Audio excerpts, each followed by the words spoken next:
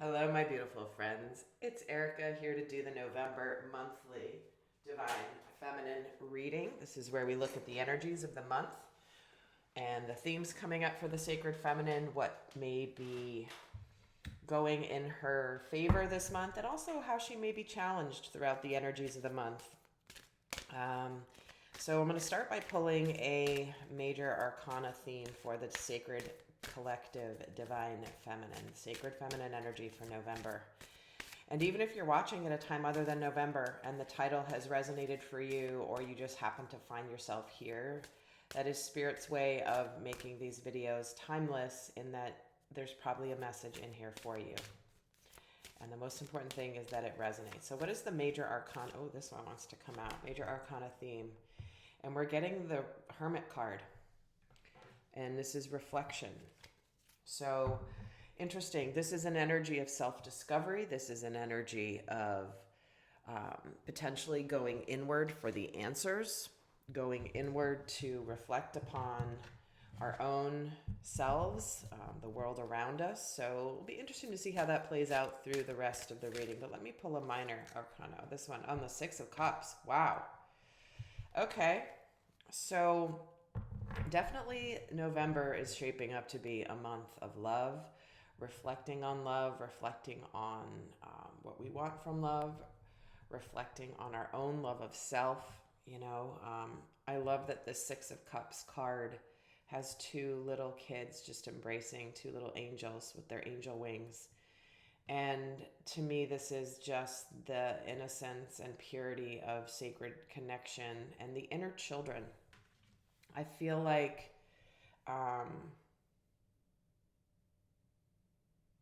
wow, it's a very tender energy that I'm picking up on right now. So before I keep going, I'm gonna start getting some more themes here for the Sacred Feminine for the month.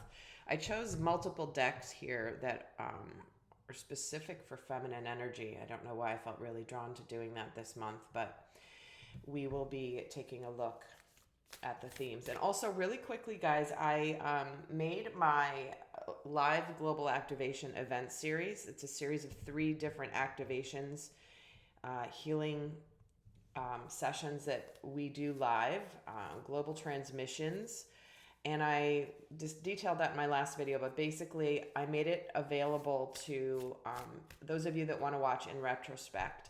There's a lot more information down below, but it's a series of 3 activations to anchor sacred union template in the earthly realm, in your life and for the collective. And for those of you that have already signed up, you now have access to the 1010 event that we already did, but the replay has now been available. So no matter when you sign up between now and mid-December, you will have access to all 3, whether you catch them live or not. So if you've already signed up, then go back. You can re-listen to the 1010 event. We have the 11/11 happening here in the month of November. So very powerful, right before the new moon in Scorpio. So thank you for those of you that have sent in your comments and feedback on that. I haven't put any of the testimonials up. I just haven't had time, but if any of you have participated and want to comment down below, I would really appreciate it, because it could help maybe inspire someone else to join as well. We need as many people doing this sacred grid work as possible, given where we are in the world today. So let's take a look at what other themes are coming up for the Divine Feminine for November. The Brothers of the Rose. Holy crap, it's the Sacred Masculine. Honor, protection, and support. Okay.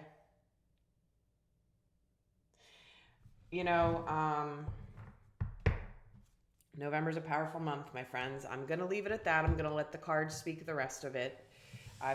Those of you that watch all my videos have heard it before, but this is a month where there's a very strong sense of protection of each other. Both the sacred masculine and feminine, when they have reached their place of, for example, sacred union in physical form, right? We always know we're together constantly in the non-physical, but when it reaches it in physical form, There is a almost like a very much of a protection energy that surrounds the two of them, that they feel safe within each other. This ties very directly to the 1010 activation I did that involved I'll say it for those that participated. You're going to know what I mean. It won't make sense to those of you that weren't there, but the two that were united are now growing up here as these little kids, embracing each other. Reunions, love, reconciliation, soulmates. Very, very powerful. So we've got the divine masculine in here in this deck that's a very sacred feminine deck of the heart. So this to me feels like the masculine heart energy is very present in this reading. What other energy does the divine feminine embody in the month of November? Kuan Yin, compassion. Wow, this is crazy, right? The compassion. I mentioned this in my last video where it's like the masculine is weary after a very long battle, and the sacred feminine is here to nurture and receive him lovingly as he is recovering and recuperating from a major battle. And guys, if you have the mentality or thought that is, I had a comment on the last video where someone's like, well, what about the battles the divine feminine has been in? She's been in it longer. And I get that sentiment. I know a lot of people have felt that in the past, but for those coming into sacred union, it's not about keeping score. It's about having compassion. Release judgments about yourself and others and focus on the love and light that is within everyone, including the divine masculine.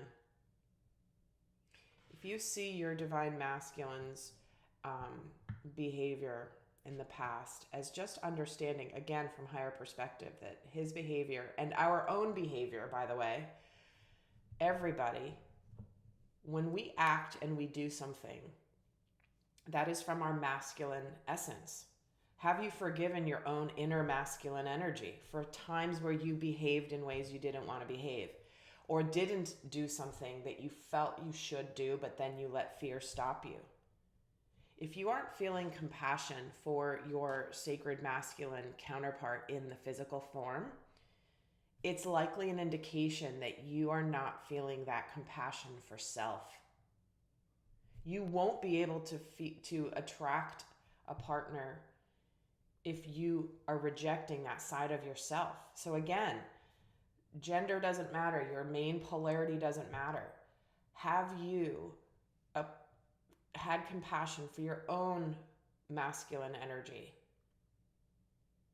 where maybe you haven't felt supported or haven't given yourself the support, haven't given yourself the compassion? That's why the Hermit is here. I started the reading with this is about self-discovery. What are you discovering about yourself? When you extend the compassion for your own masculine essence and then the masculine in your life, that is when you achieve this reunion energy. So if you're giving out this radiant energy of compassion, care, non-judgment of self and others, and you focus on the love and light that was within everyone, that's when the manifestation happens. That's what the 11/11 event is about. The manifestation. So a lot of things are manifesting this month. And again, many of you watch this for love, but this also applies in our other aspects of our lives as well. What else can the feminine expect this month as a theme for November? The Queen of the Outsiders, Sarah La Kali. I have arrived. I am where I will always be, in love. Many of you have felt like an outsider of society, of even friends and family around you, feeling somewhat separate then. holding the compassion and the energy and the non-judgment of the masculine. This is sacred feminine. The judgment is distorted feminine. Well, it's distorted.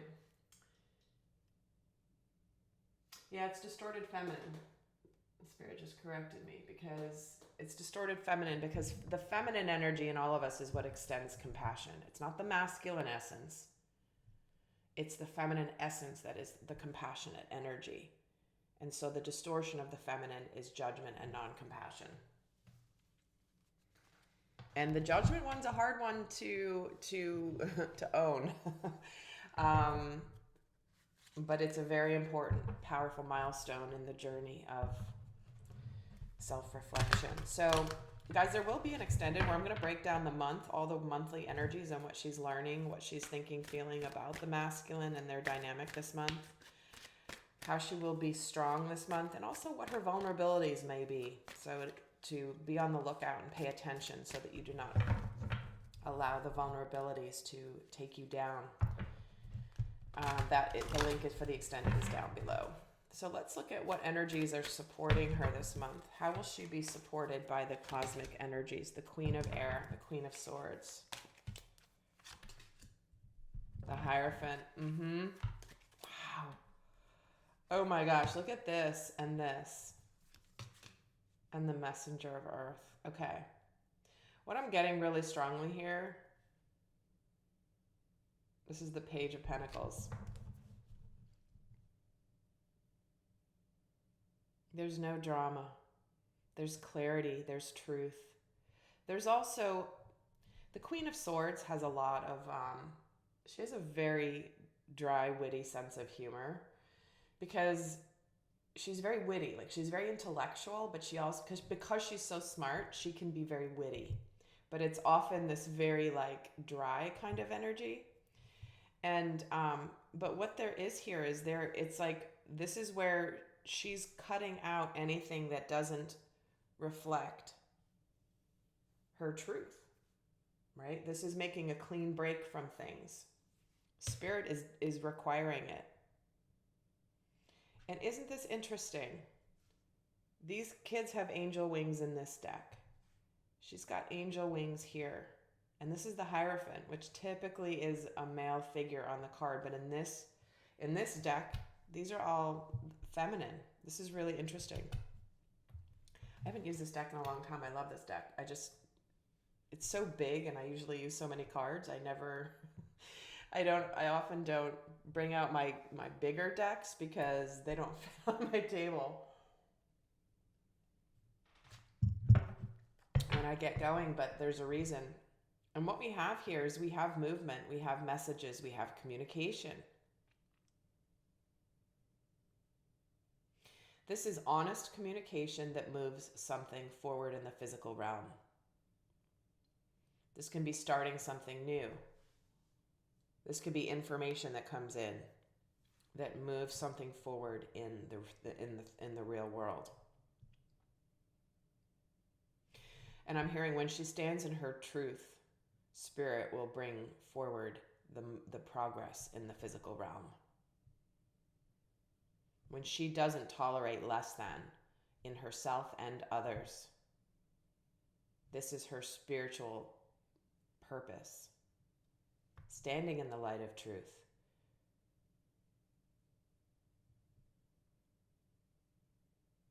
And holding it.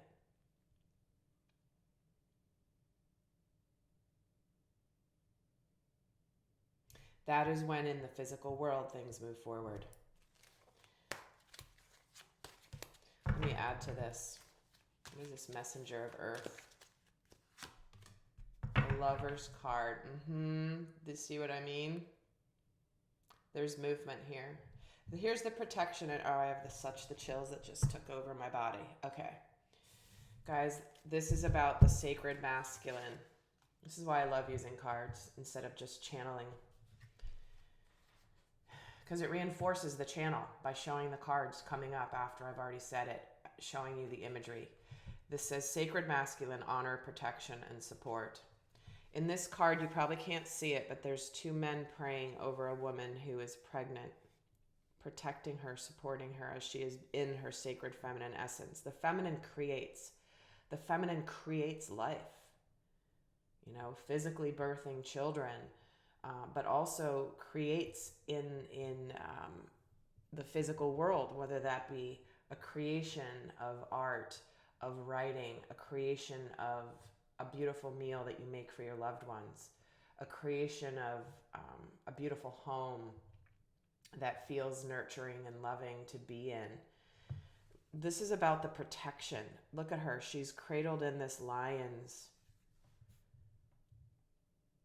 against the lion's side here. He's protecting her.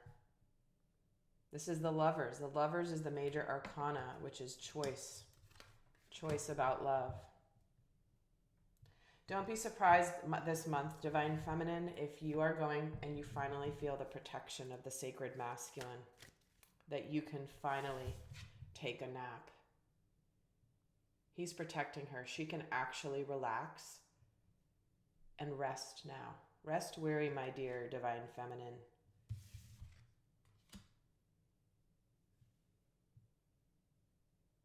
Both the masculine and feminine have been through major wars. Literally spiritual battles of the utmost, highest levels. But it is once the masculine arrives in physical form that she can finally rest her weary head. It is a mutual rest weary heads, guys. It's not one-way street. What energies could be challenging for the Divine Feminine this month? How might she be tested? The Page of Water. The Death card, which is transformation. And the Four of Fire. Oh my gosh. Again, all female. Are there any male figures in this deck? I don't even know.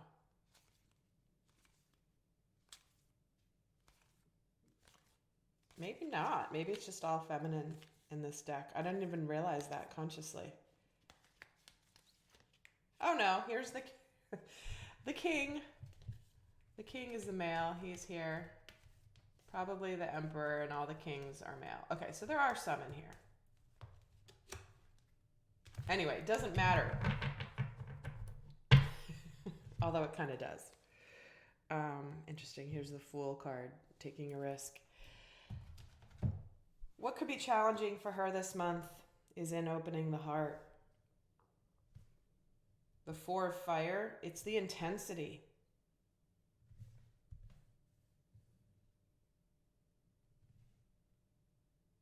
It's really interesting. There's never any accidents. I don't know if you can see it on this card, but the coating has started to come off at the bottom. These cards, there's nothing on the bottom. But with this one, interesting. The Four of Fire has a different foundation here.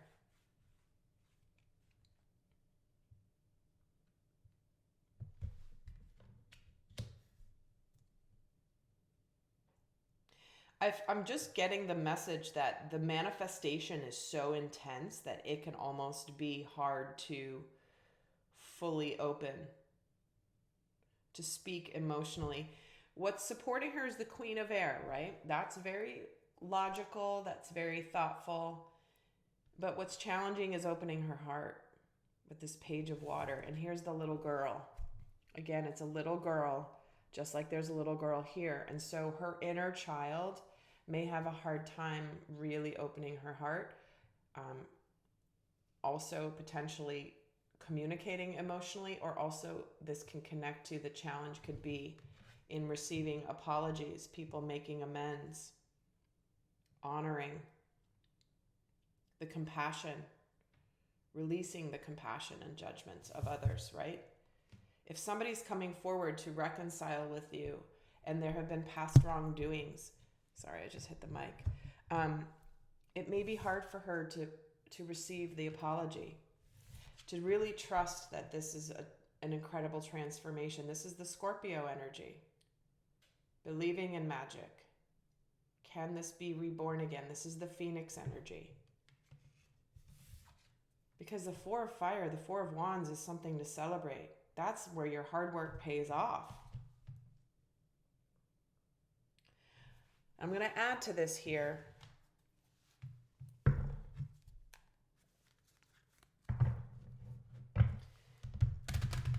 I want you guys to really understand what could be coming up for you. Why is this Four of Wire challenging to her? Four of Fire. Because that's a positive thing. The Seven of Water. Guys, here's the thing. What's challenging this month is everything you've ever dreamed of and wanted emotionally is here for you. It's manifesting. But what's hard is the fact that you may not be able, it might be hard for you to open your heart. It might be hard for you when your dreams become a reality. What you've been feeling in your heart space for so long, making a reality, making it a reality. It's okay, I can skip words. It's my channel. Who needs filler words? It doesn't matter. Okay. Let me see why as well this Page of Water in terms of the challenged energy, the Messenger of Fire. Okay, yeah. It's like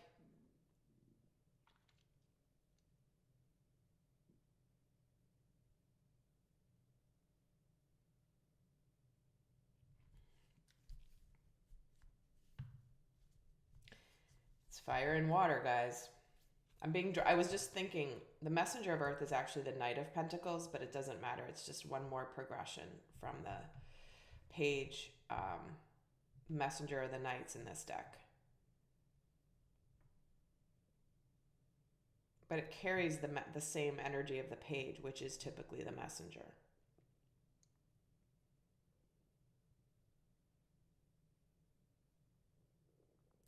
For many of you, the challenge will be, has this person transformed? If it's someone coming from your past, has this person really changed? Or are they just coming in the way they've always come in, passionate, but they're not going to stick around? Are they going to be in and out? You know, is this real, or does this, and I don't know if I want to open my heart to, and accept the apology from someone who in the past may have been hot and cold. What about this transformation? The Six of Water. Wow. Yep. Here we have it. Has my soulmate transformed? Have I transformed? Am I ready to be born again? Is this relationship not 2.0 but 5.0? Guys, she's getting the reflection card. That is self-discovery, and transformation is that deep transformation within. Very, very powerful, powerful energy this month, my friends. I have arrived. I am where I will always be, in love. The Queen of the Outsiders. I feel like I want to read from this book because I don't usually use this deck. But let me just read what the message is here. So heading over to the extended here in a moment. For those of you not going to the extended, I will leave you with a guidance message, a final guidance message, even though all of this is guidance, obviously. But let me just read this.